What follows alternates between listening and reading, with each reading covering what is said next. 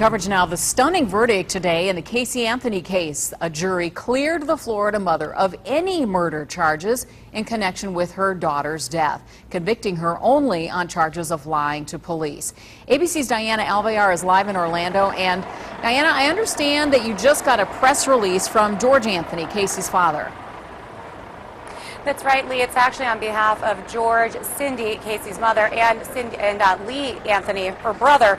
It says, while the family may never know what happened to Kaylee, this decision gives them closure. And I'd like to quote from this statement. It says, despite the baseless defense chosen by Casey Anthony, the family believes that the jury made a fair decision based on the evidence presented. And then they also make an appeal that if anybody wants to leave any toys or stuffed animals in Kaylee's memory where her remains were found, that they instead donate them to families in need. So we did not hear from them following the jury's verdict outside of the courthouse, but as we can tell here, it sounds like they're making somewhat of a clean break with their daughter, Casey.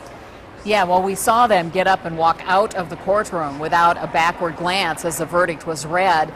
And then the reaction inside and outside the courtroom has been pretty intense, with shock being the most predominant emotion expressed. Everyone wants to hear from the jury, but it doesn't look like that's going to happen.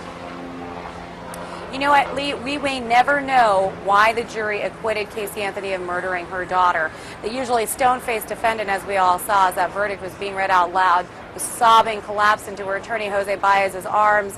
As you mentioned, the parents walked out. The defense attorneys looked elated. But outside the courthouse, it was a scene. People were gasping, sobbing, crying, screaming that there would never be justice for little Kaylee. So really all around, this is the sort of trial that gripped the nation. And now it was basically a collectively stunning verdict. Absolutely stunning, and it does seem, in looking at the way this has been analyzed post-verdict, that it is that whole question of reasonable doubt that Jose Baez said in his closing statement. This is where reasonable doubt lives. It may all have come to that. You know, and that was the problem for the prosecution all along. It was largely based on circumstantial evidence.